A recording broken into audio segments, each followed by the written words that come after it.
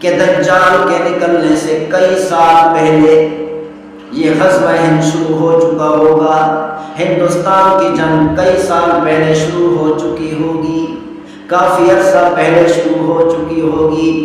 ہمیں تو یقین ہو رہا ہے کہ آج کل جو ہندوستان کے مقابلے میں پاکستانی فوج جنگ کر رہی ہے، انشاءاللہ یہ جنگ بڑھتی جائے گی اور اللہ تعالیٰ پورے کے پورے ہندوستان پر فتح نصیب کر دیں گے۔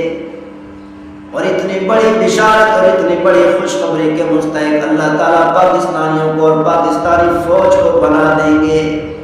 اللہ تعالیٰ یہ بشارت اور خوشخبری ہمیں بھی نصیب کر دے، اور اس بشارت کے مستحق پاکستان کے مسلمان ہوں گے۔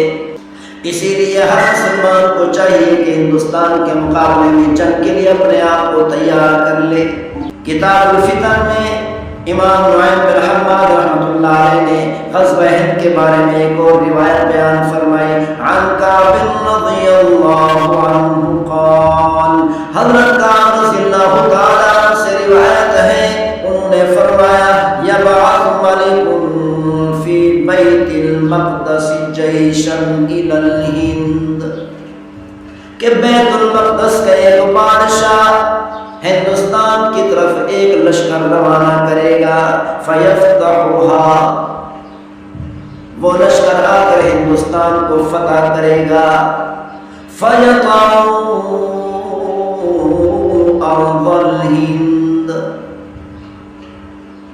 اور یہ لشکر ہندوستان پر حملہ کرے گا، پورے کے پورے ہندوستان کو روند ڈالے گا، پورے کے پورے ہندوستان کو فتح کر لے گا۔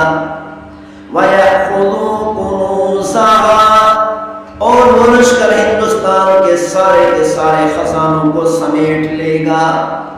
ہندوستان کے سارے خزانے اللہ تعالیٰ اس لشکر کو عطا کر دیں گے۔ فَيَصِيرُ ذَلِكَ الْمَلِكُ حِلْيَةً لِبَيْتِ الْمَقْدَسِ، جب یہ لشکر ہندوستان کے خزانے لے کر اس بادشاہ کے سامنے پیش کریں گے تو بادشاہ یہ سارا خزانہ بیت المقدس پر خرچ کر دے گا، بیت المقدس کی تزئین کے لیے، زیب و زینت کے لیے خرچ کر دے گا۔ وَيَقْدِمُ عَلَيْهِ ذَلِكَ الْجَيْشُ بِمُلُوكِ الْهِنْدِ مُغَلَّلِينَ، تو لشکر ہندوستان کے حکمرانوں کو، ہندوستان کے بادشاہوں کو جکڑ کر زنجیروں کے ساتھ باندھ کر لے جائے گا اور اس بادشاہ کے سامنے پیش کرے گا۔ وَيَفْتَحُ مَا بَيْنَ الْمَشْرِقِ وَالْمَغْرِبِ، تو یہ لشکر مشرق اور مغرب کے درمیان جتنے ممالک ہیں، جتنے علاقے ہیں، تمام کے تمام ممالک کو فتح کر لے گا۔ وَيَكُونُ مَقَامُهُمْ فِي الْهِنْدِ إِلَى خُرُوجِ الدَّجَّالِ، تو اس لشکر کا ٹھکانہ، یا دوسرے الفاظ میں کہو اس لشکر کا دار السلطنت، دار الخلافہ ہندوستان ہوگا، وہ ہندوستان کے اندر رہائش پذیر رہیں گے، اپنی رہائش ہندوستان کے اندر اختیار کر لیں گے۔ جب تک دجال نہیں نکلے گا اس وقت تک یہ لشکر ہندوستان کے اندر رہے گا۔ تو اس حدیث مبارک سے ثابت ہوتا ہے کہ دجال کے نکلنے سے کئی سال پہلے یہ غزوہ ہند شروع ہو چکا ہوگا، ہندوستان کی جنگ کئی سال پہلے شروع ہو چکی ہوگی، کافی عرصہ پہلے شروع ہو چکی ہوگی۔ ہمیں تو یقین ہو رہا ہے کہ آج کل جو ہندوستان کے مقابلے میں پاکستانی فوج جنگ کر رہی ہے، انشاءاللہ یہ جنگ بڑھتی جائے گی اور اللہ تعالیٰ پورے کے پورے ہندوستان پر فتح نصیب کر دیں گے۔ اور اتنی بڑی بشارت اور اتنی بڑی خوشخبری کے مستحق اللہ تعالیٰ پاکستانیوں کو اور پاکستانی فوج کو بنا دیں گے۔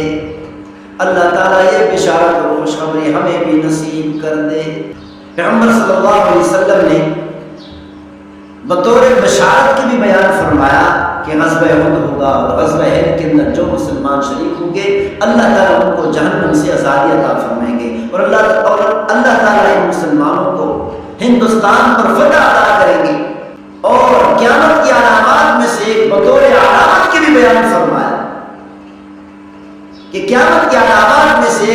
علامت یہ بھی ہے کہ غزوہ ہند ہوگا، ہندوستان کا مقابلہ ہوگا، ہندوستان کے خلاف مسلمان جنگ کریں گے اور اللہ تعالیٰ مسلمانوں کو اس جنگ میں فتح عطا کر دے اور مسلمان ہندوستان کے بادشاہوں کو زنجیروں میں جکڑ لیں۔ اس طرح کی اور بھی پیغمبر صلی اللہ علیہ وسلم نے علامات بیان فرمائی۔ ایک علامت یہ بیان فرمائی کہ عرب کے اونٹوں کی گردنیں چمک رہی ہوں گی۔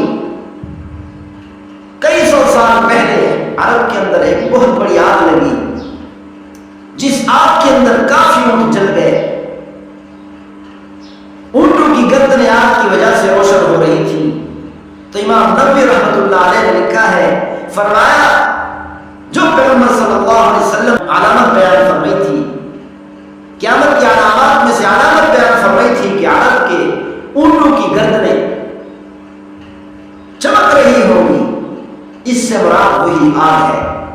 اس آگ کے ذریعے سے عرب کے اونٹوں کی گردنیں چمک رہی تھی، ان کو آگ لگی ہوئی تھی۔